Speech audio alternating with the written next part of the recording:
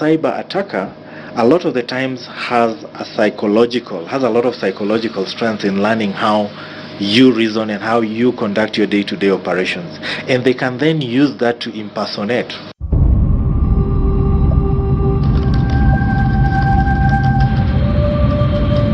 There are a certain kind of information that we are telling Kenyans, please don't share. Because if you share it, there is a possibility of somebody that is going to mine that information and use it against you. Any other dimension that is actually possible, that can actually be used by an attacker, is always on the table. If an attacker knows that you actually send your meeting request or you send your banking instructions at 8 a.m. and probably it's unknown, that's a pattern that can actually be stolen away by an attacker so that they can make use of that.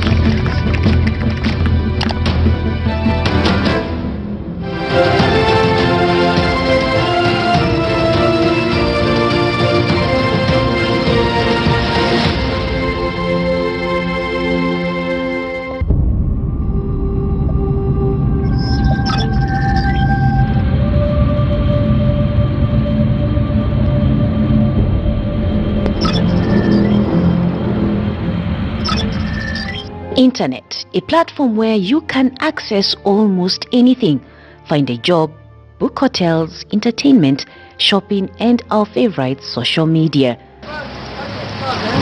The Communications Authority estimates that as at December 2018, Kenya had a total of 45.7 million active data internet subscriptions and a growing appetite for e-commerce. It refers to the buying and selling of goods or services using the internet and the transfer of money and data to execute these transactions. There's a lot of Kenyans are tech savvy and they'll be fine, but some new users are coming in, so new e-commerce users are coming in. E-commerce particularly has been quite slow for adoption in Kenya, but we're seeing it taking off in the last couple of years. We're seeing people like Jumia coming in.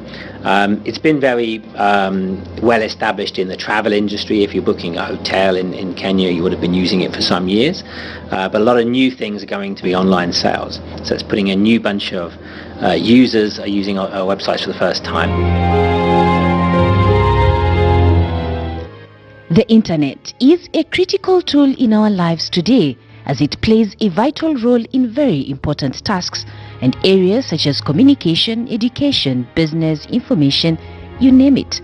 For its critical role in the world today, the internet is also becoming a playing ground for cybercrime, incitement to violence and fake news, online impersonation via social media and websites defacements. Facebook is one of the social media sites that fraudsters use to scam people of their money.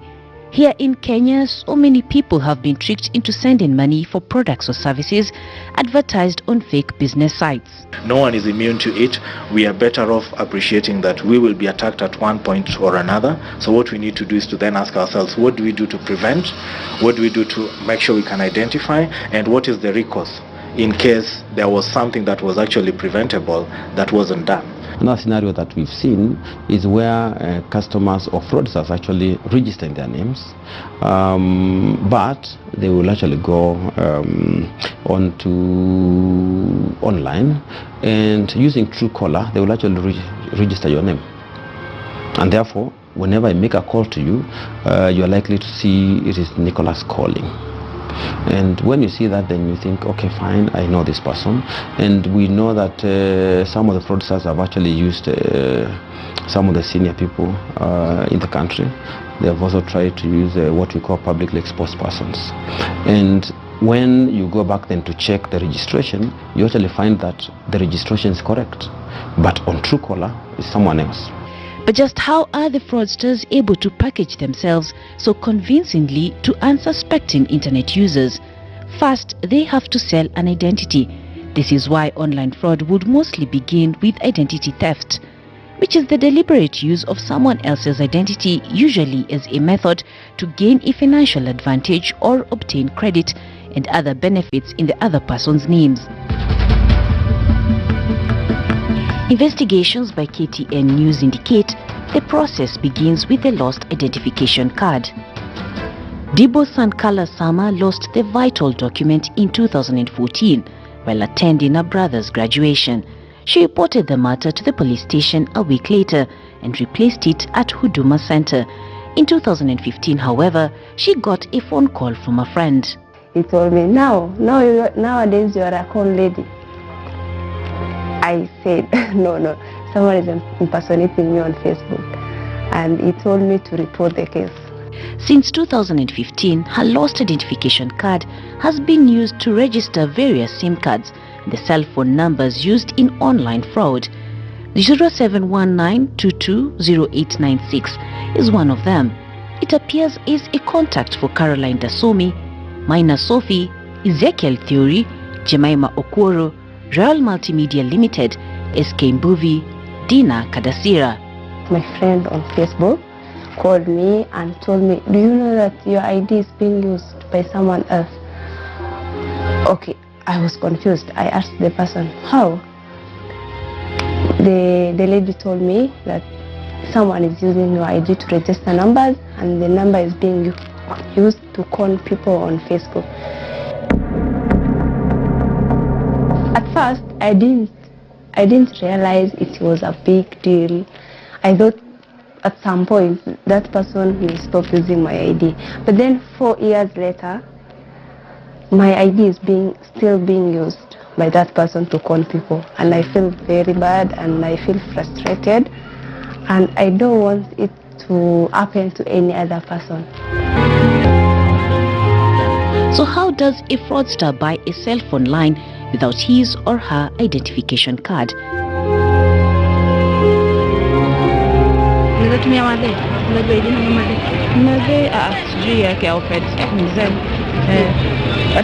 My interest to buy a SIM card with no identification card. Our investigative reporter Sirajur Rahman Abdullahi used the ID of a taxi driver, Gregory Isalu, with his permission. No questions asked. Abdullahi managed to buy at least 3 SIM cards. Now that we have established it is easy to buy a SIM card, we sought to find out how fraudsters con people online. We have what is referred to as social engineering today.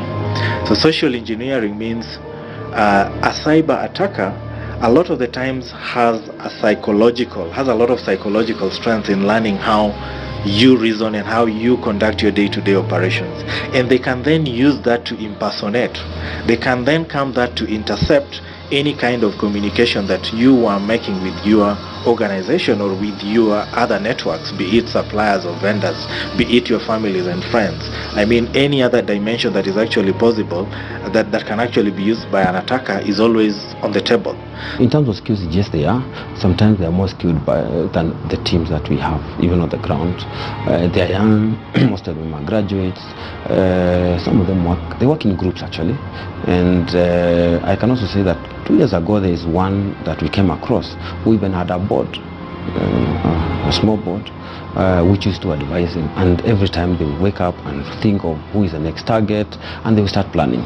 Sometimes they do, they defraud you immediately. Sometimes they take very long because they want to understand your systems, they want to understand your controls and how they are going to overcome those, and then they will just defraud customers. Suppliers, one of our suppliers actually, we made a payment to that supplier, quite a large amount of money, and we'd sent them an invoice and had our bank details on it. Now they had somebody hack their email system. That person had hacked their email some weeks or months previously, had been lurking in their email system for a very long period of time, and then when they saw this big invoice coming in, they deleted that email before the guys had seen the email. They sent them another email, looked exactly like our thing, but had a different bank details on them. This is what I'm saying. If you normally make a payment to a company and you normally pay to a certain bank account, if it changes, make sure. Call them, make sure. Hi, did you change your bank account? It's important to know. So, we were not involved in how they got hacked. It was their system had been hacked and somebody had been lurking in their email system. Nicholas Maende and his partner Kennedy Omolo Odhiambo have a Facebook and Instagram page called Hands of Oju. The online shop alleges it makes and sells furniture.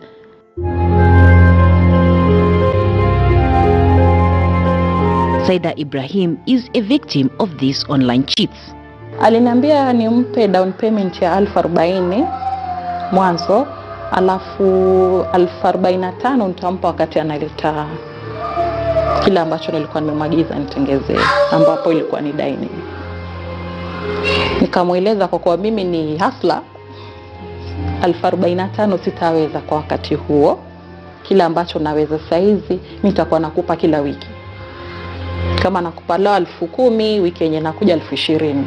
Lakini mradi ile wakati itakuwa tayari nitakuwa na hela zako. Tulielewana hivyo. Ibrahim lost 65,000 shillings. Wakati nilikutana naye nilimpa shilingi 10,000 na hatukuweza kukutana kwenye workshop yake. Alinipeleka kwenye workshop ya mtu mwingine, ni kama rafiki yake, tunaweza sema hivyo. Lakini si mwenyewe yafanya pale. Akaniambia ukinihitaji unaweza kuja hapo kapelekwa penye mimi nafanya nini? Nafanya kazi. Na kutokana na ile kuzungumza kwake, anazungumza vizuri sana mpaka mwenyewe unakubali, unaona kila kitu ni genuine. Ibrahim is not the only one. The number of victims conned by hands of Oju became so big that they started a WhatsApp group. The guy is called Nicholas Odhiambo.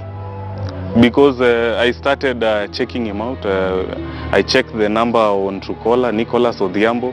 Then after some time, if you check on Truecaller, it's Conman. We also tried to engage members of the CID. We tried to engage members of the CID. That's when I think they got scared. They started returning small monies to the members of the WhatsApp group. People who are complaining to the Nini. So they 5,000 here, 5,000 there. So personally, he conned us 55,000, me and my sister. And he managed to, after some coercion from the CID, he returned 15,000. So we are still 40,000 shillings short because of this guy. I'd never met him before, but now searching through social media with people doing business online, I decided to try him. Though we've been friends on social media for a period of about 5 years. So we've been chatting, but we've never met, the social media chat. So when I needed the bed, I contacted him. So after contacting him, we had to meet because I told him I won't pay unless I see where he works. So I contacted him. We went to Gikomba. But in between the meetup, there were some hitches. But since I really needed the bed, I ignored it because I had to wait for him for like 2 hours. So in this period of waiting, I came to realize that maybe he was somewhere else, but was trying to reach the venue in which we were supposed to meet at. So on arriving at Gikomba, we went, he took me to the workshop. We did some measurements. He wanted cash, but normally when I transact, because I'm also a business person who does the business online, so I had to send the money on M-Pesa. I refused to give him cash, so I had to send on M-Pesa for record purposes. So that is how I paid for the deposit. So the first bit I paid 20,000 as deposit because the bed was to cost about 35. So I paid 37, sorry. So I paid 20, then I added 2,000 on top. So when we had agreed that he was to deliver the bed after 1 week. So upon agreeing, 1 week lapsed. So I contacted him. He started giving me excuses, sending photos of items that were not his. The victims say that Nicholas Odhiambo showed them other people's furniture shops, one based in Karioko and the other one in Gikomba. Nilipata huyo mama ambaye alikuwa hapo wakati nilirudi. Nilimpata huyo mama na dadangu alikuwa amepandwa na hamaki sana. Akamwambia huyo mama, sasa hii ni mchezo. Kulingana si hatutoki hapa mpaka muweze kutuonesha penye.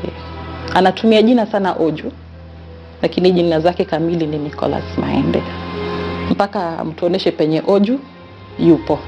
Na hapo tulikuwa tumeandamana na masaidi wawili.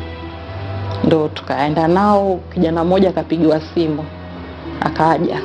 Akasema wacha niwapeleke penye workshop yake iko. Na pale tulipelekwa sio workshop yake. Kupelekwa pale wale wakakataa, wakasema yeye utupea kazi mara moja moja. Mara moja moja hapa Oju ni broker. Oju hana workshop ambapo yeye anafanya kazi zake. Yeye ni broker. So hands of Oju, they don't have a workshop, although there are some members in the WhatsApp group who said that they have been taken to a workshop in Karioko, and then also another one in Gikomba. So we don't know which. Okay, from my opinion, they don't have a workshop. Maybe they were just using someone else's workshop, and then because when those guys went there, they never found this guy. They found some fundis. The fundis, yes, the fundis knew about them, but there was no connection with them. Hands of Oju and the fundis, yes. I met a friend of mine, a very close friend of mine, also my client. Then I just happened to mention it to her. And she told me that guy has been conning a lot of people, and he's also conned a friend of hers and a cousin. So I got scared, then started searching for the guy on Buyers Beware on social media. That is when I realized he's a con, and he's conned a lot of people since 2017, and I didn't know. But we transacted in 2018, about September. So after that, I contacted the guy. Then I didn't I didn't give him a red light or make him suspect anything. I just asked him, where is my bed? That is like 3 weeks after. Then he said he's out of town. Mara, his items have been stolen, or rather they've been burnt somewhere, with the fires happening in Gikomba. But apparently he's never had a shop in Gikomba where the fire usually happens. KTN team visited Ziwani in Karioko, Nairobi, where the so-called furniture shop was based. Sasa Nick, tulikuwa tunafanya na yeye huko Gikomba. Wakati Gikomba ilikuwa imeungua, tukahama. Sasa tukisa kuja hapa, tukaanza kufanya kazi hapa chini. Alafu akaleta kazi hapa. Alafu ametuuliza kama anaweza pata nafasi ya kufanya kazi. Alafu nafasi yake ikapatikana huku juu. Alisema kutoka mwezi wa 11 hajaonekana huku, na kazi yake yote anapata kwa mtandao. Sisi tunafanya kazi kienyeji. Sasa sisi tuko hapa ndio tumekuwa tukisumbuliwa na wateja wa Nick. Naona tukiwa tunaendelea na kazi yetu, na stukia mtu amekuja na makarao anatafuta Nick, na sisi hatujui ni nini anatengenezewa, mali walipatana, sisi hatujui. Sisi Nick tunamjua kama mteja wetu. Akipata kazi, akikuja nayo tunaongea, tukielewana tunamfanyia. Ikishindikana bei, anaenda kwingine. Alikuwa na kazi ya dining. Alileta, nikamtengenezea. Aliona hiyo space hapa juu, akaulizia kama anaweza fanya kazi hapo. Nikamwambia mimi sina uwezo, mwenye hapa ako, kuja nikupeleke muongee na yeye, mkikubaliana fanya kazi. Tulienda tukaongea na huyo mzee, walikubaliana. Alitoa pesa mwezi wa kwanza Septemba.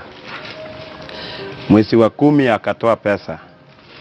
Sasa kuanzia mwezi wa 11 ndio akaanza kwenda hivi.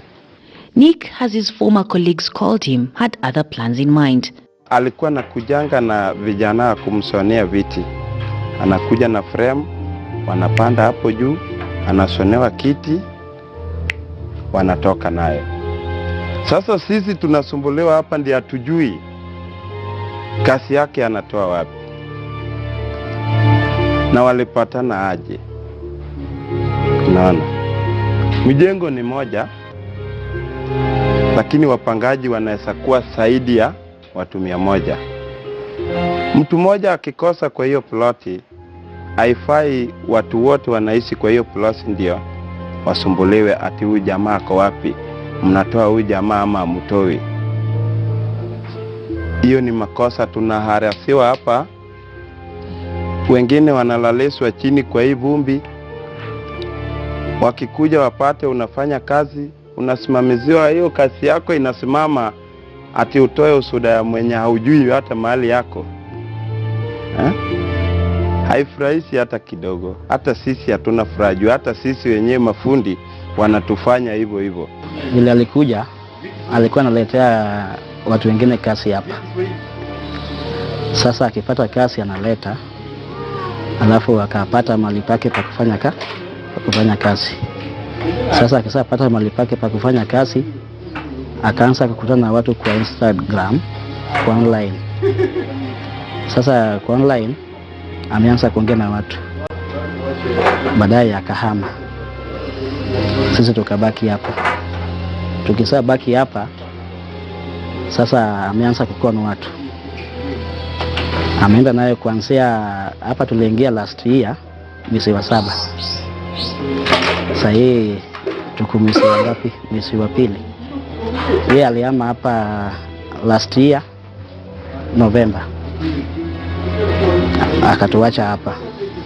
Sasa vile alihama, bado amezidi kutuma watu huko. Akisaa ongea na watu kwa online, anawaambia workshop yake iko Ziwani. Watu wakikuja wanatupata tu hapa na yeye hayuko. Sasa tunasikia tu watu wanalalamika. Watu wengine walikuwa wanataka kuchukua vitu zao, na vitu zao pia hakuna. Sasa wanaona kama sisi ndio tunafanya kazi hapa, sisi ndio tunajua Nick. Na Nick alikuja hapa last year November. Sasa kisa kwa watu, sisi ndio wanatupata hapa. Makarao wamekuja hapa mara zaidi ya 10. Wakitupata hapa, wanasema tumeficha mwizi hapa. Na sisi hatujui vile mambo ya wizi ilianzia. Sasa sisi pia vitu kama hizo tuna kama ni swara kwa kasi. Nicholas Maende also swindled Anne Wambui. She runs an M-Pesa shop in Ziwani. Aliniambia kuna customer anagojea amwekee pesa. So nimwekee pesa, alilizi watu wake wa kazi. Ndio huyo customer akitoa aniwekee. Juu bado alikuwa within, so ikakuwa ni hivyo. So ikafika time ya kufunga kazi, tukafunga, tukaenda kama bado huyo customer haja withdraw. So tukaongea, akasema ata withdraw kesho. Hajai withdraw hata wa leo. Mobile telecommunications giant Safaricom registers about 32,000 customers every day, but some of the registrations have false information. During registrations, we usually expect customers to go with their IDs, the original IDs, and that is verified by our agents or by our shops.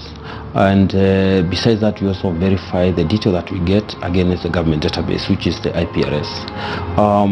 Once in a while, customers will come and they will complain about what I would call identity theft. And that is where a SIM has been registered using their ID, and they are not the ones who actually made the registration. Safaricom gets up to 80 cyber attack attempts per second in its system. Impersonation knows no boundaries. Senior executives are now dealing with CEO fraud. Business email compromise, and this is something that has been happening for quite some time, and we will always have this so long as we are embracing digitization of any kind of service.